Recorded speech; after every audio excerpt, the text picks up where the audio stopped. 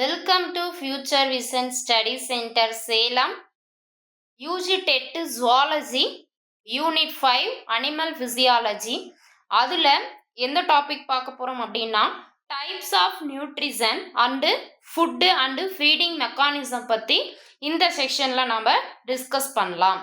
இப்போது அதில் எதெல்லாம் நம்ம டிஸ்கஸ் பண்ண போகிறோம் அப்படின்னு சொல்லி பார்த்தீங்க அப்படின்னா இன்ட்ரடக்ஷன் ஆஃப் நியூட்ரிஷன் அப்படின்னா என்னன்னா ஒரு small introduction, types of nutrition, food and feeding mechanism, microphages, macrophages, liquid feeders, இதை பற்றி நம்ம எலாபரேட்டாக இந்த செக்ஷனில் டிஸ்கஸ் பண்ணலாம். இன்ட்ரடக்ஷன் அப்படின்னு எடுத்துக்கிட்டோம்னா இப்போ animal physiology study about functions of the organs and the organ system of the living organisms. ஒரு உயிருள்ள அதாவது உயிரினங்கள்ல உறுப்புகள் மற்றும் உறுப்பு மண்டலங்களோட செயல்பாடுகளை பற்றி படிக்கக்கூடிய ஒரு பிரிவு தான் என்னது animal physiology. For example physiology of kidney study about excretion.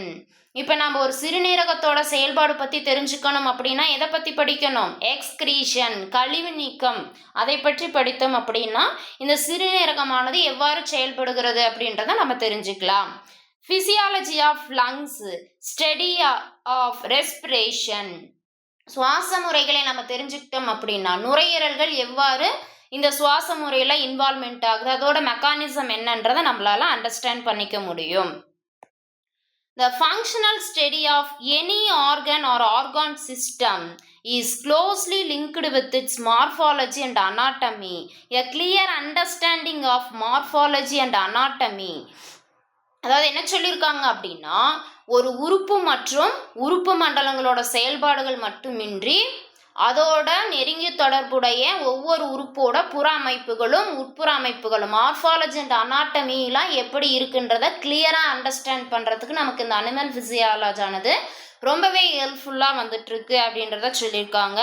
The term physiology was introduced by French physician Jean Fernel in 1542. இது ரொம்பவே இம்பார்ட்டன்ட். அப்போ யார் இந்த ஃபிசியாலஜி அப்படின்ற வேர்டை டேர்ம் பண்ணாங்க அப்படின்னு பார்த்தீங்க அப்படின்னா ஃப்ரெஞ்ச் பிசியன் ஜீன் ஃபோர்னல் இன் 1542ல் அவர் என்ன பண்ணியிருக்காரு, இந்த ஃபிசியாலஜி அப்படின்ற வேர்டை இன்ட்ரடியூஸ் பண்ணியிருக்காரு. Physiology derivated from two Greek terms, namely physis and locus. physis and locus அப்படின்ற இரண்டு கிரேக்க வார்த்தைகளிலிருந்து இந்த பிசியாலஜி அப்படின்ற வேர்டானது டெரிவேட்டட் ஆனுச்சு.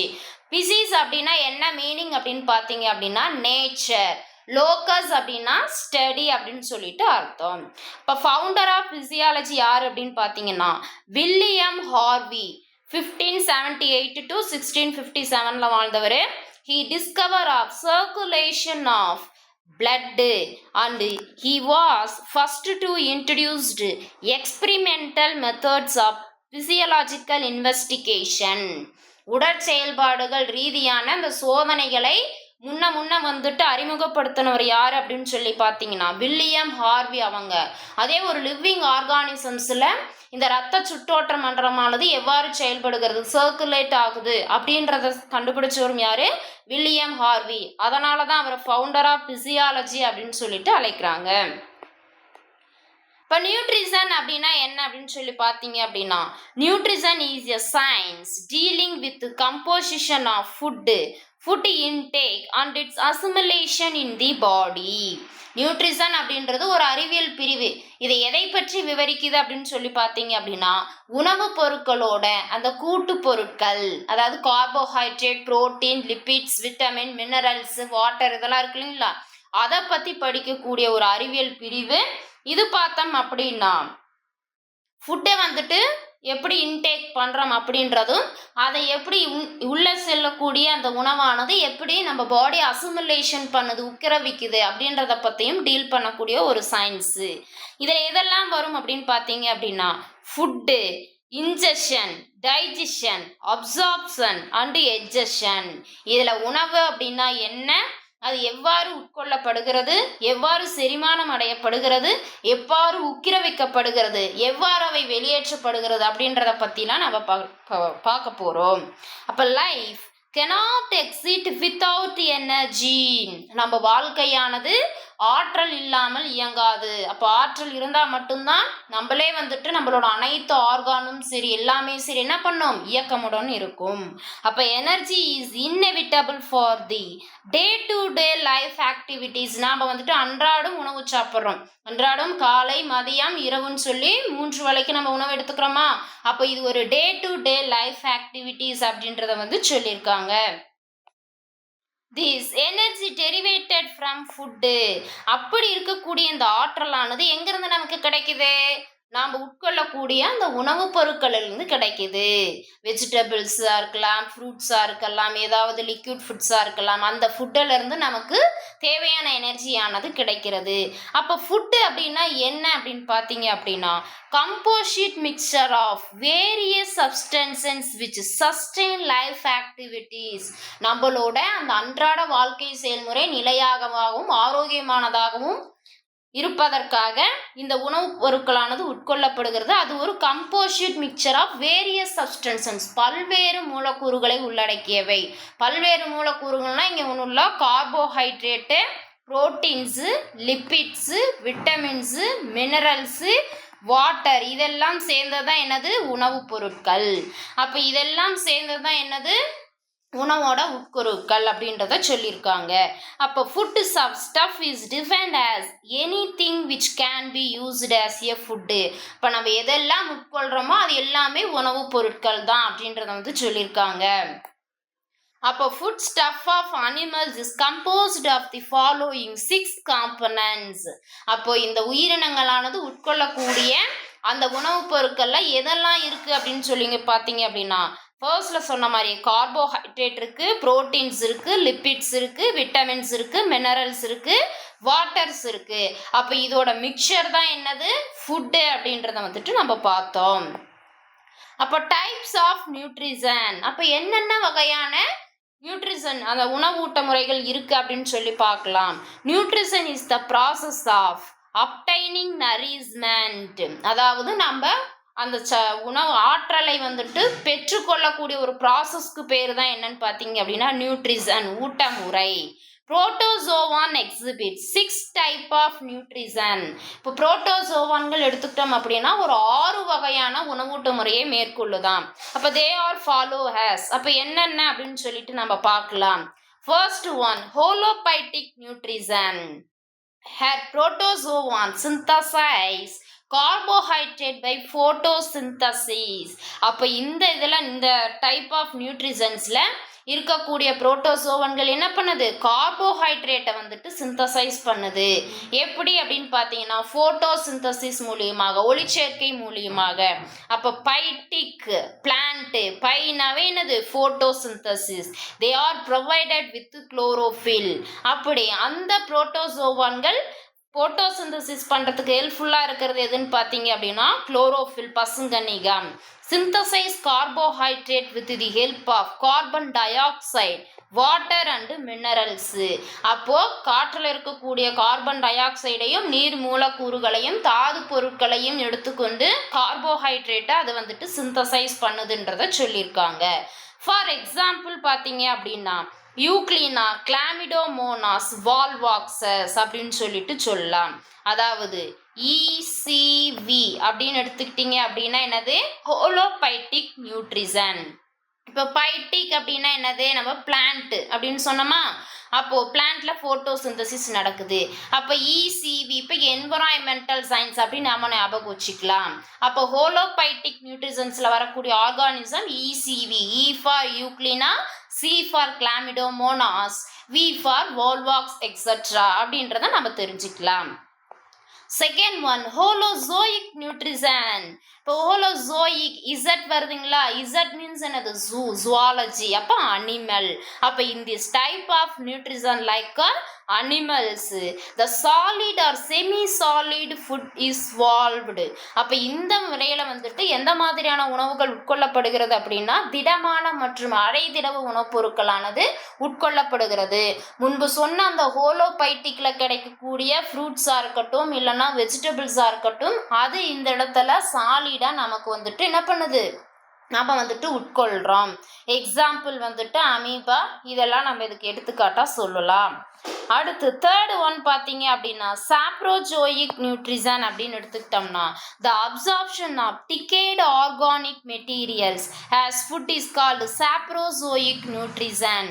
அழுகிய மக்கும் நிலையில் இருக்கக்கூடிய அந்த உணவுப் பொருட்களை உட்கொள்ளக்கூடிய அந்த நியூட்ரிஷனுக்கு பேர் என்ன அப்படின்னு பார்த்தீங்க அப்படின்னா சாப்ரோஜோயிக் அப்படின்னு சொல்லிட்டு சொல்லலாம்.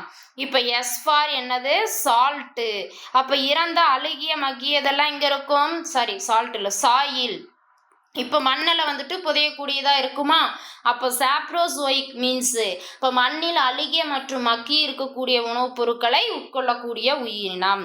Food constitutes decayed plant and animal. அப்போ இந்த வகையான உணவுகளில் எதெல்லாம் அடங்கும் அப்படின்னு பார்த்தீங்க அப்படின்னா அழுகிய நிலையில் இருக்கக்கூடிய சிதைந்து இருக்கக்கூடிய தாவரம் மற்றும் விலங்குகள் இதில் வந்துட்டு அடங்கும்.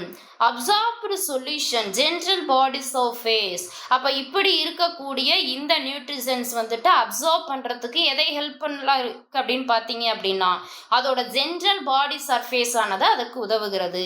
எக்ஸாம்பிள் யூக்ளினா அண்டு என்டமீபா சாக்ரோசோயிக் நியூட்ரிஷன்ஸ்க்கு ஒரு எக்ஸாம்பிளாக சொல்கிறாங்க. இல்லைன்னா ஸ்கொயர் அப்படின்னு சொல்லிட்டு கூட நம்ம ஞாபகம் வச்சுக்கலாம். நெக்ஸ்ட் பார்த்தோம் அப்படின்னா mixotrophic nutrition. Mixotrophic nutrition certain protozoan feed by more than one method. அதாவது ஒன்றுக்கும் மேற்பட்ட முறைகளால் உண்ணப்படக்கூடிய அந்த முறைக்கு பேர் தான் என்னது மிக்ஸோட்ரோபிக் நியூட்ரிஷன் அப்படின்றத சொல்லியிருக்காங்க. எக்ஸாம்பிள் வந்துட்டு Euglena. It exhibit holophytic holozoic and saprozoic nutrition. அப்போ மேலே சொன்ன அந்த 3 நியூட்ரிஷனும் சேர்ந்ததான் என்னது மிக்ஸோட்ரோபிக். மிக்ஸ் அப்படின்னாவே என்னது கூட்டு கலவையானது. அப்போ இந்த 3ம் சேர்ந்த நியூட்ரிஷன் தான் மிக்ஸோட்ரோபிக் நியூட்ரிஷன் அப்படின்றத வந்து சொல்லியிருக்காங்க.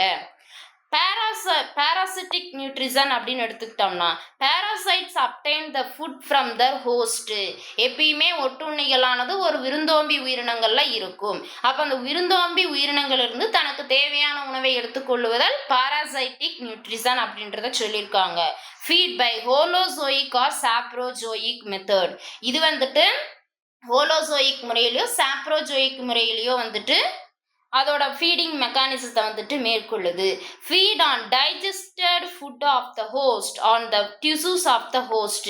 அந்த விருந்தோம்பி செல்களில் இருக்கக்கூடிய திசுக்களில் இருக்கக்கூடிய எனர்ஜியோ அல்லது அந்த ஹோஸ்டில் இருக்கக்கூடிய அந்த செரிமானம் அடைந்த உணவுப் பொருட்கள்ல இருந்தோ தனக்கு தேவையான உணவூட்டத்தை எடுத்துக்கொள்கின்றன.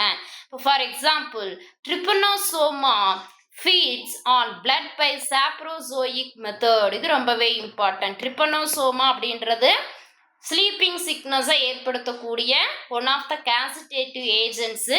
இது என்ன பண்ணுது நம்மளோட பிளட்டை வந்துட்டு பிளட் செல்ஸை வந்துட்டு சாப்பிட்டுடுது. எந்த மாதிரி முறையில் சாப்ரோசோயிக் சாருண்ணி முறையில் அந்த பிளட்டை வந்துட்டு ஃபீட் பண்ணுதுன்றதை வந்து சொல்லியிருக்காங்க. செகண்ட் எக்ஸாம்பிள் அப்படின்னு எடுத்துக்கிட்டோம்னா Trichomonas feeds on the digested food.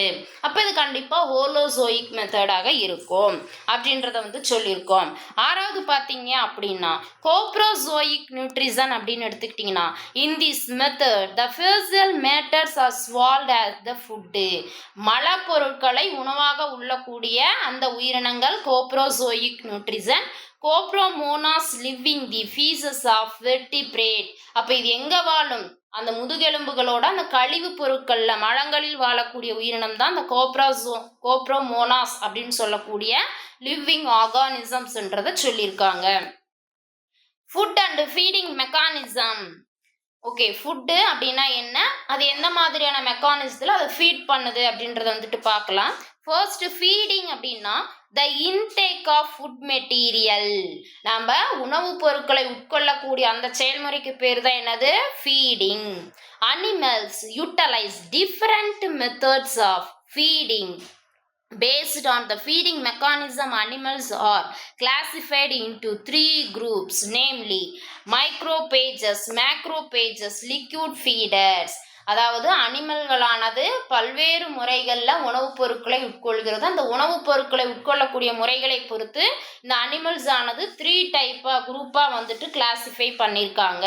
மைக்ரோபேஜஸ், macrophages, liquid feeders அப்படின்னு சொல்லிட்டு.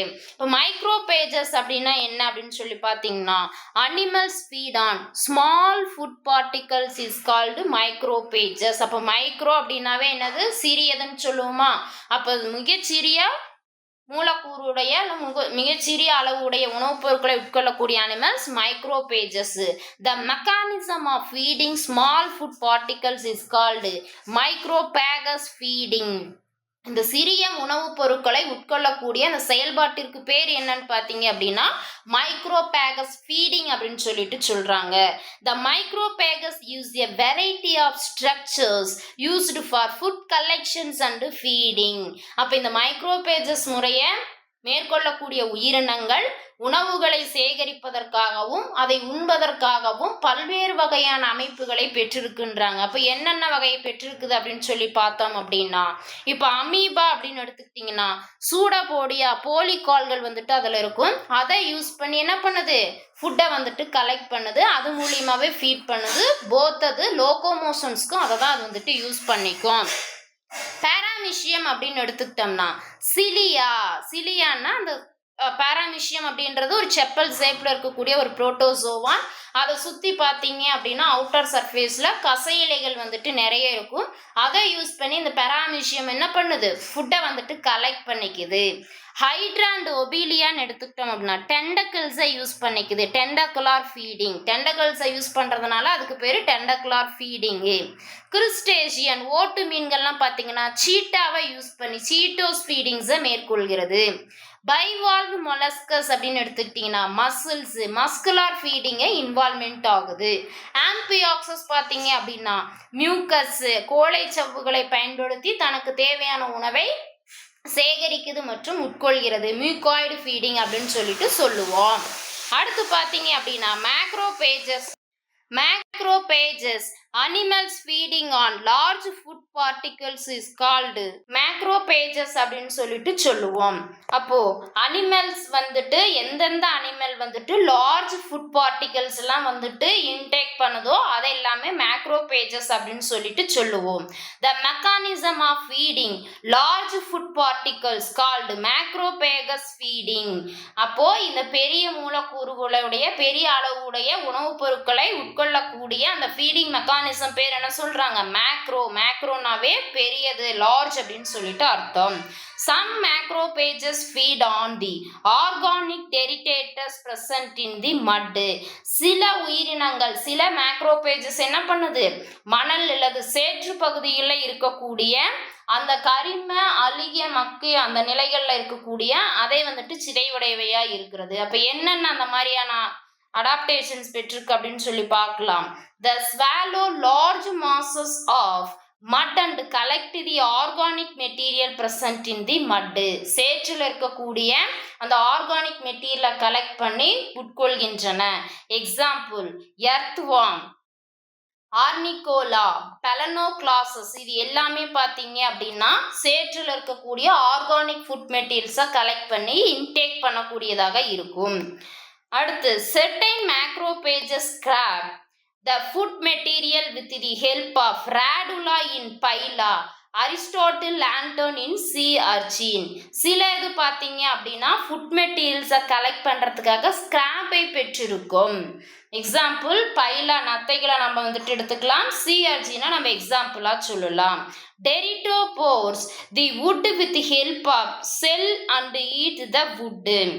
அதாவது அது ஓடுகளை பயன்படுத்தி மரங்களை வந்துட்டு துளைத்து தனக்கு தேவையான உணவை எடுத்துக்கொள்ளுதல். Certain macrophages are provided with seizing organs. சில மேக்ரோபேஜஸ் வந்துட்டு என்ன பண்ணுது, செய்சின் ஆர்கானை பெற்றிருக்கிறது ஃபீடிங் மெக்கானிசம்காக. அப்போ எது அப்படின்னு சொல்லி பார்த்தோம் அப்படின்னா இப்போ இந்த ஜாஸ் அதாவது ஜாவ் ஆஃப் நீரிஸ் அப்படின்ற ஒரு ஆர்கானிசம்ஸ் ஆனது அதோட தாடைகளை செய்சிங் ஆர்கான்ஸாக வந்துட்டு பயன்படுத்திக்குது. சீலண்ட் ரேட் பார்த்தீங்க அப்படின்னா nematocysts, tentacles and arms in the cephalopods, tube feet பார்த்தீங்க அப்படின்னா starfish, beaks in birds, 4 limbs of the vertebrate. இது எல்லாமே ரொம்பவே இம்பார்ட்டன்ட். எது எது சைசிங் ஆர்கன்ஸ் எந்தெந்த ஆர்கானிசம்ஸ்ல இருக்கு அப்படின்றத நம்ம தெரிஞ்சுக்கணும். certain macrophages are provided with teeth for mastication. சில மேக்ரோபேஜஸ்கள் அதை அரைத்து மென்னு விழுங்குவதற்குண்டான பற்களை வந்துட்டு கொண்டிருக்கும் அப்படின்றத வந்து சொல்லியிருக்காங்க. லிக்யூட் ஃபீடர்ஸ் அப்படின்னு எடுத்துக்கிட்டீங்க அப்படின்னா some animal feed on fluids and soft tissues is called liquid feeders. அப்போ சில உயிரினங்கள் பார்த்தீங்க அப்படின்னா திரவ நிலையில் இருக்கக்கூடிய உணவுப் பொருட்களையோ அல்லது மெல்லிய திசுக்களையோ வந்துட்டு உண்ணக்கூடியதாக இருக்கும். அதற்கு பேர் என்னன்னு பார்த்தீங்கன்னா liquid feeders. Example parasitic platyhelminth worms, nematodes, parasitic copepods, several insects, milk feeding young mammals. இது எல்லாமே நம்ம liquid feedersக்கு எக்ஸாம்பிளாக நம்ம வந்துட்டு சொல்லலாம். certain liquid feeders have devices for piercing and sucking. சில liquid feeders பார்த்தீங்க அப்படின்னா ஒரு சம் ஸ்பெஷல் டிவைஸை வந்துட்டு பெற்றிருக்கும். துளையிடுவதற்காகவும் உரிந்து கொள்வதற்காகவும் சில வகையான ஸ்ட்ரக்சரை வந்துட்டு பெற்றிருக்கும். எக்ஸாம்பிள் பார்த்தீங்க அப்படின்னா மஸ்கிட்டோ, லீச்சஸ், அட்டை மற்றும் கொசுக்கள்லாம் பார்த்தீங்க அப்படின்னா அதுக்குன்னு தனியான ஒரு ஆர்கான்ஸ் அமைப்பே வந்துட்டு இருக்கும். Suck the liquid food from the host nematode and trematodes. இந்த டீனியா சோலியோ, அந்த அஸ்காரிஸ், இது லும்பிரிகட்ஸ் இதெல்லாம் பார்த்தீங்க அப்படின்னா விருந்தோம்பிகளில் இருக்கக்கூடிய அந்த லிக்யூட் ஃபுட்டுன்றது பிளட்டு அதெல்லாம் வந்துட்டு சக் பண்ணக்கூடிய அந்த அடாப்டேஷன்ஸை வந்துட்டு பெற்றிருக்கிறது. Absorption the food throw the general body surface Taenia சோலியம். இந்த நாடா புழுக்களானது அந்த பொதுவாக இருக்கக்கூடிய அந்த உடல் மேற்பரப்புகளை வைத்து ஃபுட்டை வந்துட்டு அப்சர்வ் பண்ணுது அப்படின்றத வந்து சொல்லியிருக்காங்க. அப்போ கொஸ்டின்ஸ் பார்த்தீங்க அப்படின்னா இதுக்கு ரிலேட்டடான என்னென்ன கொஸ்டின் ஆன்சர்ஸ் வந்து கேட்கலாம் அப்படின்னு பார்த்தீங்கன்னா who was introduced term physiology. Physiology அப்படின்ற வேர்டை டேர்ம் பண்ணது யாருங்க அப்படின்னு பார்த்தீங்கன்னா ஜீன் ஃபோர்னல் 1542ல் வந்துட்டு பண்ணியிருப்பாரு. வில்லியம் ஹார்வி வந்துட்டு யாரு, இவர் வந்துட்டு ஃபவுண்டர் ஆஃப் த ஃபிசியாலஜி அப்படின்னு சொல்லிட்டு நம்ம படித்தோம் இல்லைங்களா. ஃபவுண்டர் ஆஃப் ஃபிசியாலஜி ஏன் வந்துட்டு ஃபவுண்டர் ஆஃப் ஃபிசியாலஜின்னு சொன்னோம், இவர் வந்துட்டு சர்க்குலேஷன்ஸ் ஆஃப் த பிளட்டை வந்துட்டு கண்டுபிடித்தவர். ப்ளஸ் வந்துட்டு அந்த ஃபிசியாலஜிக்கல் ரிலேட்டடான இன்வெஸ்டிகேஷன்ஸ்க்கு உண்டான எக்ஸ்பிரிமெண்டலை முன்ன இன்ட்ரடியூஸ் பண்ணவர் நம்மளோட வில்லியம் ஹார்வி. காரல் ஐன்ஸ்டீனர் வந்துட்டு ஏபிஓ பிளட் குரூப்பை வந்துட்டு கண்டுபிடித்தவர் அப்படின்றத நம்ம பார்த்தோம். Which organism is depend on holophytic, saprozoic, mixotrophic nutrition. இப்போ கீழ்கண்டவற்றுள் எது வந்துட்டு ஹோலோபைட்டிக், சாப்ரோசோயிக், மிக்சோட்ரோபிக் நியூட்ரிஷனை மேற்கொள்ளுதுன்னா யூக்ளினா அப்படின்றத பார்த்தோம். ட்ரிப்பனோசோமா ஒன்லி, சாப்ரோசோயிக்னு பார்த்தோம். கிளாமிடோமோனாஸ் அப்படின்றது வந்துட்டு நம்ம வந்துட்டு என்ன பார்த்தீங்கன்னா ஹோலோபைட்டிக் நம்ம எக்ஸாம்பிளாக சொன்னோம். எண்டமிபா அப்படின்றது வந்துட்டு நம்ம வந்துட்டு சாப்ரோசோயிக்கு நம்ம எக்ஸாம்பிளாக சொன்னோம். அப்போ யூக்ளினான்றதான் இது மூணுலேயுமே காமனாக வரக்கூடிய ஆர்கானிசம்ஸ் அப்படின்றத தெரிஞ்சுக்கணும். அடுத்து மேட்ச் தி ஃபாலோயிங் பாருங்க.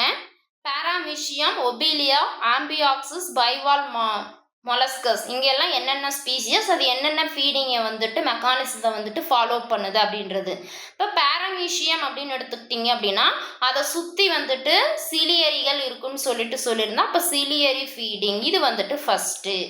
ஒபீலியா அண்ட் ஹைட்ரா இது ரெண்டுமே பார்த்தீங்க அப்படின்னா டெண்டக்கிள்ஸ் வந்துட்டு இதுக்கு ப்ரெசன்டடாக இருக்கும். அப்போ இது செகண்டு.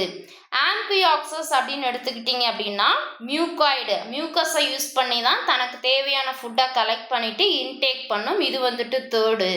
பைவால்வ் mollusc muscular feeding. அப்போ option C is the correct answer. 2, 1, 3, 4 இருக்கு. Identify wrongly matched. அப்போ இங்கே எது தவறாக பொருத்தப்பட்டு இருக்கிறது, இங்கே என்ன கொடுத்துருக்கான்றதை நம்ம கரெக்டாக அப்சர்வ் பண்ணணும். இந்த பக்கம் ஆர்கானிசம் அந்தாண்ட ஜெய்சிங் ஆர்கான்ஸை பற்றி கொடுத்துருக்காங்க. அப்போ நீரிஸ் ஜாவாஸ் வந்துட்டு இருந்துச்சுன்னு நம்ம பார்த்தோம். நெமட்டோட்ஸ் வந்துட்டு நம்ம சீலண்டிரேட்டுக்கு பார்த்தோம். ஆனால் இங்கே செப்பலோபோட்ஸ்ன்னு இருக்கு. அப்போ இது வந்துட்டு ராங்கு. சீலண்டிரேட் வந்துட்டு டெண்டக்கிள்ஸ் அண்ட் ஆர்மு தப்பு. ஏன்னா டெண்டக்கிள்ஸ் அண்ட் ஆர்ம்ஸ்ன்றது செப்பலோபோட்ஸுக்கு உண்டான ஜெய்சிங் ஆர்கன்ஸாக இருந்துச்சு. ஆஸ்ட்ரியஸ் ரூபன் 4 limbs தப்பு. ஆஸ்ட்ரியன்ஸ் ரூபன்ஸ் அப்படின்னா இந்த இடத்துல ஸ்டார் ஃபிஷ்ஷை வந்துட்டு என்னன்னு சொல்லுவோம், ஆஸ்ட்ரியன் ரூஃபஸ் அப்படின்னு சொல்லிட்டு சொல்லுவோம். ஸ்டார் ஃபிஷ்ஷோட சயின்டிஃபிக் நேம் வந்துட்டு பார்த்தீங்க அப்படின்னா ஆஸ்ட்ரியஸ் ரூபன்ஸ் அப்படின்ட்டு. சம்டைம்ஸ் வந்துட்டு இந்த மாதிரி சயின்டிஃபிக் நேமாக கொடுத்து கேட்குறதுக்கும் வாய்ப்புகள் இருக்குது. நம்ம அதையும் தெரிஞ்சு வச்சுக்கிறது நல்லது. அப்போ ராங்லி மேட்ச்டு என்ன அப்படின்னு சொல்லி பார்த்தீங்க அப்படின்னா 3, 4, 5. அப்போ ஆப்ஷன் டி பார்த்தீங்க அப்படின்னா கரெக்ட் ஆன்சர் அப்படின்றத நம்ம தெரிஞ்சுக்கலாம். இப்போ ஒன்லி ஃபர்ஸ்ட் நீரிஸ் மட்டும்தான் வந்துட்டு correct, 2, 3, 4 wrong. Which method faecal matters are swallowed has? இப்போ மலத்தை வந்துட்டு உட்கொள்ளக்கூடிய அந்த நியூட்ரிஷனுக்கு பேர் என்னன்னு சொல்லி பார்த்தீங்கன்னா கோப்ரோசோயிக் நியூட்ரிஷன் சொல்லிட்டு பார்த்தோம். மிக்சோட்ரோபிக்கில் வந்துட்டு ஹோலோபைட்டிக் வரும், ஹோலோசோயிக் வரும், சாப்ரோசோயிக் வரும். கோப்ரோசோயிக் தான் ஃபீசல் மேட்டர், சாப்ரோசோயிக் நியூட்ரிஷன் சாறு உண்ணிகள், பேராசைட்டிக் பார்த்தீங்க அப்படின்னா லிக்யூட் ஃபுட்டை வந்துட்டு சாப்பிடக்கூடியது. அப்போ இதுக்கு வந்துட்டு கோப்ரோசோயிக் நியூட்ரிஷன் அப்படின்றத நம்ம பார்த்தோம். Which of the following organism liquid feeders? அப்போ இதில் எது வந்துட்டு திரவ உணவை உட்கொள்ளக்கூடிய உயிரினம் அப்படின்னு சொல்லி பார்த்தீங்க அப்படின்னா பேராசைட்டிக் கோபிபாய்ட்ஸ். சம்டைம்ஸ் இது வந்துட்டு மைசிஸ் அப்படின்னு கொடுப்பாங்க, இல்லைன்னா ப்ரான்னு கொடுப்பாங்க. இது எல்லாமே ஒன் ஆஃப் த ப்ரானோட அந்த லார்வல் ஸ்டேஜ். அப்போ லிக்யூட் ஃபீடர்ஸை குடிக்கக்கூடியதுன்னு பார்த்தீங்க அப்படின்னா parasitic copepods is the correct answer அப்படின்றத நம்ம தெரிஞ்சுக்கலாம். இப்போ இதில் நம்ம எதை பற்றி இந்த செக்ஷனில் நம்ம டிஸ்கஸ் பண்ணோம் அப்படின்னு சொல்லி பார்த்தீங்க அப்படின்னா டைப் ஆஃப் நியூட்ரிஷன். நியூட்ரிஷன்னா என்னென்ன டைப் ஆஃப் நியூட்ரிஷன்ஸ் இருந்துச்சு, அதுக்கு ரிலேட்டடான எக்ஸாம்பிள்ஸ்லாம் நம்ம வந்துட்டு பார்த்தோம். ஃபுட்டுன்னா என்ன, அதில் எதெல்லாம் என்னெல்லாம் மிக்சர் ஆகிருக்கு அப்படின்ற அந்த கம்போசிஷனை பற்றி பார்த்தோம். ப்ளஸ் வந்துட்டு ஃபீடிங் மெக்கானிசத்தை பற்றி பார்த்தோம். ஒவ்வொன்றும் அதுக்கு உண்டான ஸ்பெஷல் அந்த ஸ்ட்ரக்சர் என்னெல்லாம் பெற்றிருக்கிறது அப்படின்றத பற்றிலாம் நம்ம இந்த செக்ஷனில் வந்துட்டு டிஸ்கஸ் பண்ணோம். இப்போ நாளைக்கு வந்துட்டு நம்ம எதை வந்துட்டு டிஸ்கஷன் பண்ணலாம் அப்படின்னா இதுக்கே ஃபீடிங் மெக்கானிசத்துக்கே சம் எக்ஸாம்பிள்ஸ் வந்துட்டு இருக்குது. அதை வந்துட்டு பார்ட் 2 நம்ம வந்துட்டு நாளைக்கு டிஸ்கஸ் பண்ணலாம். ஓகேங்களா? Thank you. Future Vision Study Center, 2nd floor, ABK Maruti Plaza, opposite Hotel Lakshmi Prakash, SKS Hospital Road, New Bus Stand, Salem 4. For contact 90420 30163 and web address www.futurevision.ias.com.